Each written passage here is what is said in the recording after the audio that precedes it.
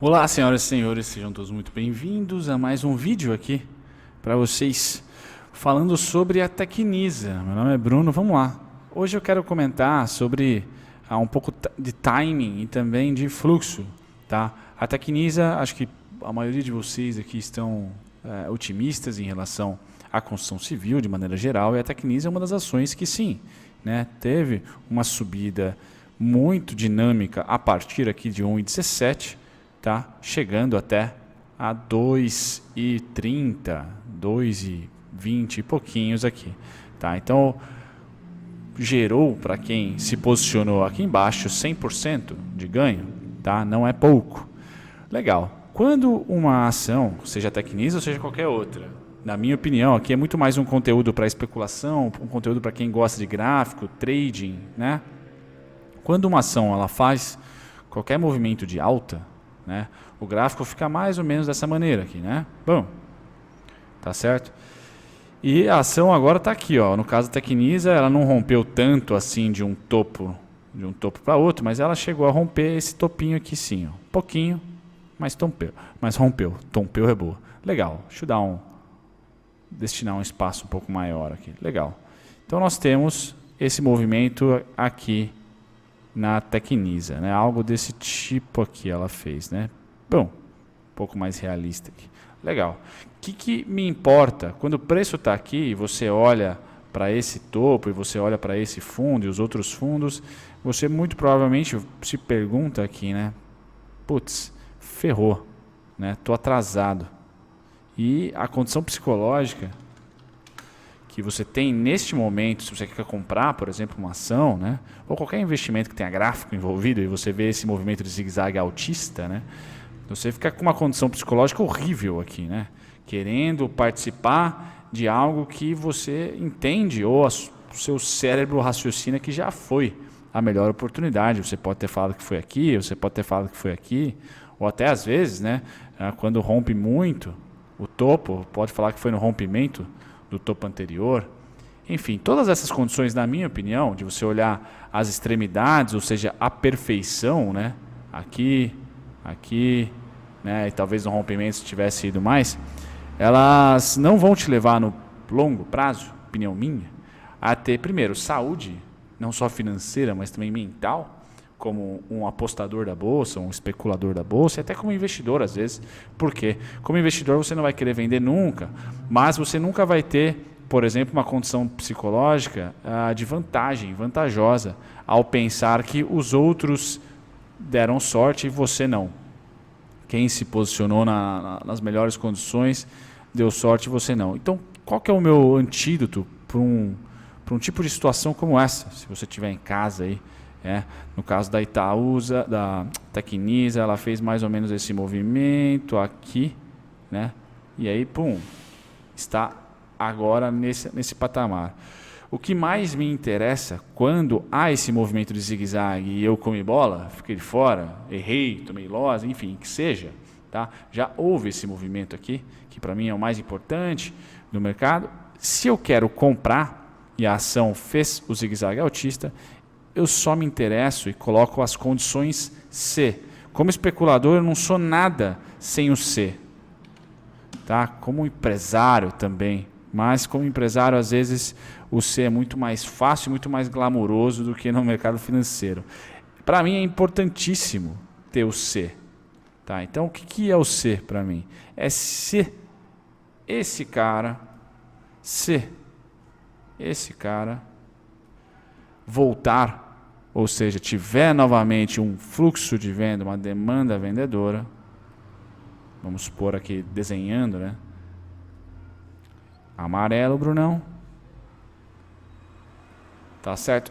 Se esse cara voltar, então logo eu posso me posicionar, logo eu posso olhar e entender que a ação por comportamento e não fundamento gráfico é só comportamental, né? Não tem fundamentos. Posso identificar que nessa região aqui, talvez eu tenha interesse em estar de novo apostando dessa vez na onda que eu estava aqui psicologicamente atormentado, mas aqui eu falo, olha, temos força de novo para subir. Tá? E Tecnisa, trazendo para o mundo real, aqui é um gráfico diário, então especulação realmente de curtíssimo prazo, né? O que nós temos aqui? Novamente, o desenho agora em forma real, né? Então nós temos o verde, tá? Que eu considero ser, vamos considerar o verde esse, temos o amarelo, tá? E aqui até um terceiro vermelhinho. Tá certo? Muito bem. Para os Schumachers, assim, os caras mais ágeis, o vermelhinho foi todo o cara que ditou toda essa subida aqui. E deu certo diversas vezes aqui. Pôde aproveitar, né, alguns inflexões do mercado. Agora, quem ficou de olho nesse cara aqui, ou até mesmo nele total, né, no branco, desse total, tá ainda no aguardo. O que eu quero dizer com isso? Quando eu quero comprar, eu necessariamente, Bruno, opinião minha aqui, tá? Dica minha do canal, eu olho quem vendeu, nunca olho quem comprou, tá? Porque eu prefiro primeiro imaginar que eu perdi o trade, que eu vou tomar um loss, do que quanto que eu vou ganhar de gain. Então, primeiro, se o loss, a primeira pergunta que eu faço é se o loss cabe no meu bolso ou me interessa, tá? Faz sentido para mim. Então, depois eu olho o retorno. Então, primeiro eu vou dar uma olhada nesse cara aqui, por exemplo, e vou colocar ele lá a valor presente. Bom, 1,66. Vou olhar o que seguiu. Bom, e vou ter aqui 1,73. Então, eu ganho essa região como a região de inflexão de mercado favorita, tá? Para apostar aqui. Então, a partir deste momento aqui, eu tenho uma noção, eu como grafista, né, tenho uma noção, vamos dizer assim, que uma das minhas estratégias é dizer que, opa, o meu risco está aqui. Então, são X reais ou X centavos aqui que eu aceito de risco. E aí, a partir dessa figura que vocês estão vendo agora na tela, eu já sei ou começo a calcular o tamanho do meu lote, se vale a pena, de acordo com esse retorno. Tá certo? Então, primeiro eu sei o vermelho, para depois, e calculo o tamanho, o retorno, para depois calcular o retorno. Tá? Então, sempre assim que eu faço. E na parte vendedora é só o oposto, tá? Mas é sempre o risco, depois o retorno. Legal, temos isso ali. Eu também identifico que no intraday, o mercado, o que eu digo, a interação entre comprados e vendidos. Quem vendeu aqui, corajoso, fez isso aqui, ó. Vendeu até aqui, deu uma migué, fez isso, subiu e abriu com gap. Então, na experiência, vamos dizer assim, temos um fluxo, 2 e 3. Tá? Então, para mim, dando números aos bois, como se diz em Jundiaí Louveira, 0,47 centavos para uma queda e a outra teve 21 centavos. Tá certo? Legal. Esse 0,47, ponho ele aqui, chego a esse fundinho, tá? Trago ele para o momento atual aqui. Aqui. Chego a esse fundo, fizemos uma alta, trago para cá, 1,60. Sei também que neste momento que nós caímos, estou estudando só os vendidos, porque eu quero comprar, como eu falei para vocês, sempre hipotética, que não é recomendação, tá, galera? Sempre uma posição hipotética. Sei que nós caímos aqui, ó, pum, e demos uma migué aqui em cima. Tá? Se trazer lá para o gráfico de 1 hora, vocês vão ver essa migué em forma de volatilidade. Tá? Então tá aqui, ó. Bom, essa migué que eu falei, ó. Boom. 30 centavos. Lembra lá nos 20 e poucos centavos, né? Agora são 30, um pouquinho a mais. Tá? E aí, depois ele volta para quê? 20 e tantos centavos de novo, ou 30 centavos. Então, 2 centavos a menos aqui. Eu pego esse cara, trago esse verdinho, um ou outro, né? São 2 centavos de diferença, e ploto a partir daqui. Para onde paramos? Aqui. Agora, onde que está esse cara? Legal, aqui embaixo. Mais ou menos na região aqui dos 1,61, uns quebradinhos. Bom, o que isso me facilita, né? O grande medo que eu tenho e a grande dificuldade que eu tive quando comecei a olhar gráfico, e lembrando que eu sou muito mais um apostador do que um investidor, talvez um dia eu seja investidor, tá? Era que muitas das vezes eu não escolhia nenhum fluxo, não escolhia nenhuma demanda e me posicionava ou tentava ganhar dinheiro, especular no mercado, no meio dessas linhas verdes, por exemplo. E isso não me gerava nada de bom, nada de bom mesmo. Ou às vezes gerava ganho, às vezes perda, mas eu não conseguia ter padrão. Muito bem, eu sempre tento, hoje, operar o fim, tá certo? E se eu quero vender, por exemplo, o fim. E sempre olho para o lado esquerdo do gráfico para ver os zigue-zagues anteriores. Então aquele zigue-zague lá, do gráfico diário, que eu comentei com vocês, tá certo? Aqui, né? Nessa história aqui, ó, 29 centavos, tá? Fez um doji, depois ele cai mais um pouco aqui, 30 centavos. Esse mesmo cara, tá? E depois abre com gap aqui, quanto?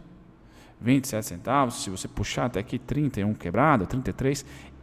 Esses caras aqui que aconteceram lá em julho de 2019, se eu só trazer aqui, ó, eu já consigo identificar o zigue-zague do momento atual, ou pelo menos mais recente. Tá, o que eu quero dizer para vocês é que teve um inscrito, ou uma inscrita, não lembro, que comentou em um dos vídeos que eu postei aqui. Primeiro de tudo, um disclaimer, pode criticar, e critiquem mesmo, tá? Né? Cornetar, fazer piada, não tem problema nenhum, aqui é liberado 100%. Mas ele falou assim, o seu conteúdo falou que pode lateralizar, pode descer, pode subir, parabéns. Não é isso que eu quero passar nos vídeos, eu só quero passar que eu só opero se o evento acontecer. Como especulador e até como investidor, se um dia eu for comprar e segurar, hoje eu só tenho Banestes e MOL 11, que eu tenho essa cabeça de para sempre terei, eu tento sempre identificar fins de oferta e demanda, né? Fins de oferta, fins de demanda e recomeço ou retomada de um fluxo ou uma demanda, uma oferta compradora. É isso que me interessa. E eu uso sempre o passado para identificar o futuro, não porque eu sou grafista, não, porque eu sou ser humano. Eu gosto, a gente é ótimo em analisar passado e péssimo em prever futuro. Então a única maneira que eu tento olhar para o futuro é identificando o que aconteceu no passado. Eu não consigo inventar nada na direita do gráfico aqui se eu não tiver à esquerda, né? É impressionante. Então, isso sou eu. Esses são os conteúdos que vocês vão degustar sempre aqui no canal, tá certo? Em relação à especulação, aposta de mercado financeiro, tá? E eu considero que pode ser muito bacana também para quem é investidor, porque vai começar a identificar períodos onde o preço ou a porcentagem de queda mais o tempo de interação, certo? Vão tentar sinalizar por um fim de demanda e recomeço de oferta compradora, tá certo? É mais um tutorial esse vídeo que eu passo para vocês, galera, mas às vezes ajuda a vocês identificarem um pouco essa interação entre comprados e vendidos do mercado financeiro, lembrando que os grandes fundos e as instituições financeiras que participam do mercado de ação, dos mercados de ações no mundo afora, eles estão cada vez mais ágeis, é bem verdade,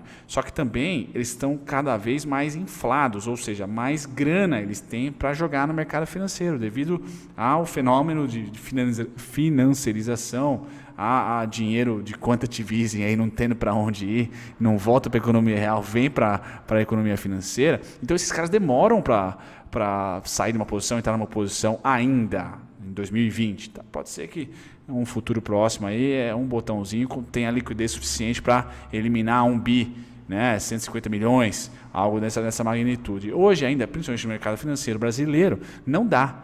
Não se tem essa liquidez tão viabilizada e a CVM até pega no pé para, olha, não aperta o botão de uma vez só, senão isso é proibido, tá certo? Então dá para identificar esses caras que movimentam o mercado, né? Eles costumam ter uma interação que a gente tenta a encontrar aqui, não exatamente, não é linear o mercado financeiro, senão a gente já está tudo milionário, mas a gente tenta prever os zigue-zagues conforme a história recente do papel em específico. Cada papel tem o seu float, né? E o seu free float também é sardinhada, mas cada papel tem a sua interação, por isso que é sempre muito importante ver quem está no papel, qual a dinâmica do preço, ou seja, quais foram as principais pernadas ou demandas de venda e depois quais foram as principais demandas compradoras. E aí a gente sempre pintar o gráfico, né, conforme a expectativa nossa. Então, estou com uma expectativa positiva para esse papel que eu acabei de desenhar aqui, né, o Clube dos Dividendos 3 aqui. Eu vou com uma expectativa positiva, eu vou apostar muito mais no azul, né, porque o vermelho ele é mais cabuloso. Aqui você identifica que aconteceu uma reforma, que aconteceu infelizmente um coronavírus da vida, e você fala, pô, esse cara não vai voltar mais, é muito mais provável que o azulzinho volte. Então você pega e concentra as energias no azulzinho, enfim. Aí você consegue criar um corpo de opinião e de estratégia que faz sentido.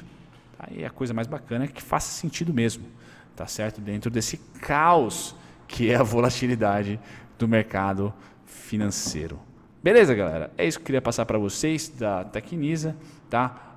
Alvos e suportes, nunca é recomendação, é sempre bom falar. Eu tenho, na minha opinião aqui, resistências em 2,57, 2,80, 3,9, 2,8 também, suportes 1,71, 1,87 e depois somente em 1,32, 1,17. Pontos do mestre dos dividendos. Agora, as demandinhas de venda, eu acho que eu passei para vocês um bom tutorial para vocês treinarem aqui, né? Putz, quanto será que está variando? Olha, 32 centavos aqui atrás também, né? Nossa, mas voltou aqui e voltou aqui, voltou a colar. Acontece.